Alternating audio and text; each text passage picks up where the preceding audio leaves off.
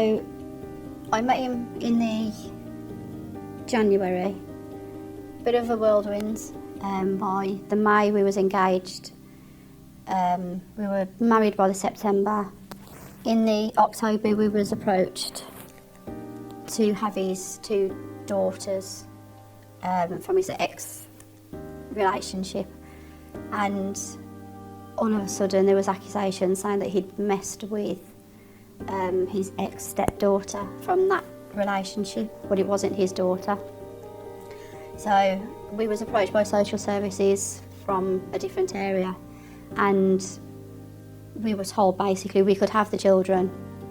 Then all the accusations came out and everything kind of come on to hold.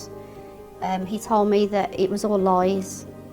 It was the mum that was instigating it all, and all because we'd been approached to have the daughters.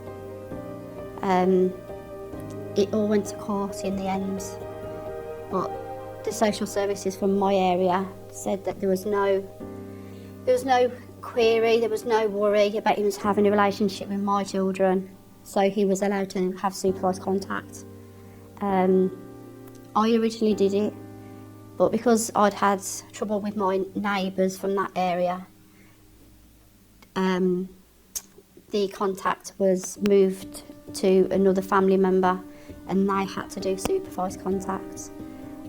It all went to court probably about 12 months later. And in that meantime, I'd cut off contact and I said, I can't do it.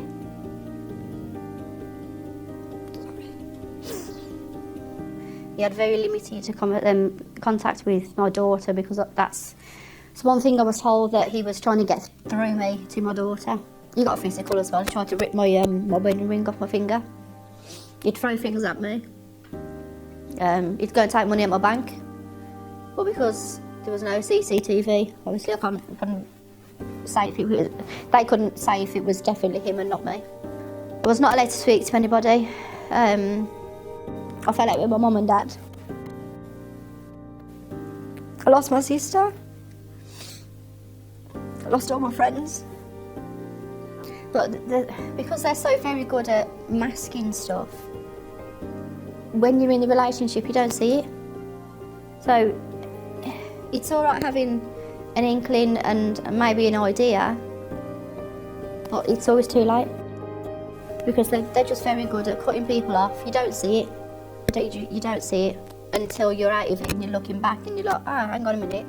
So I started divorce proceedings, and the day he went to court, he rang me and he said, there's another couple more allegations, and I said, hang on a minute, you've only gone to court with one. He rang me when he came out of court and he told me that the full extent of it. Basically, there was about 4 allegations in the end, but because there was lack of evidence, nothing got done. My children suffered because I didn't know what to do. Their school times was they had to go into school after the bell, leave school before the end of school, just so I didn't have to see anybody. I've lost my sister because of that.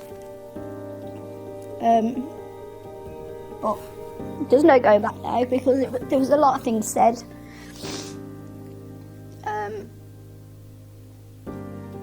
But I don't know, you just move on and you try and cope. My main focus was my kids. No, nobody was taking my kids off me. Never. I've had a relationship since, but it's like I question everything. I don't know what's real, what's not. You know, it's madness. Just the simple thing of putting your arm around me. Nobody can do that, because I flinch, I'm scared. Only if you were told about Sarah's law that something could have happened before then. I did try and do it after the divorce, but because he was out of my life and he was nothing to do with me anymore, nothing ever came back off it. Which is a shame, because could have saved a lot of trouble. Do every law you can find before, if you've got any kind of inkling, any kind of doubt about somebody, do the laws. Simple as that. You know, it's and try and find the right support at the right time, because having support at the end, it's too late. But then it's making things aware where to find that support. But the NSPCC are brilliant, because they do put things into place. You can have social workers or support workers, as they're called.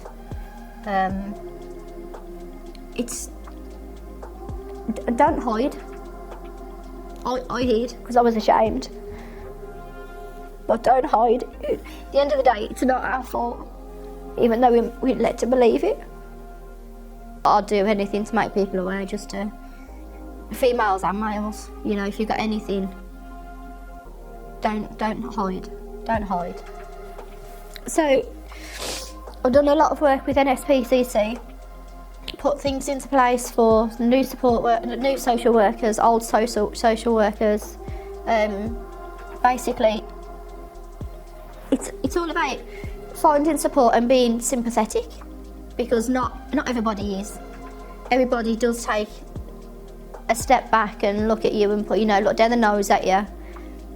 At the end of the day, if you've done nothing wrong, the support is there. NSPCC got involved straight away with me and my two kids, and they were brilliant, absolutely brilliant. I could ring them up. We had regular meetings. We put courses together, and I've made two really good friends out of it. The future is brighter. It has been for the last 6 or 7 years since it happened. There's a lot of things changed. There's a lot of things happened, but it's a lot better than what it was.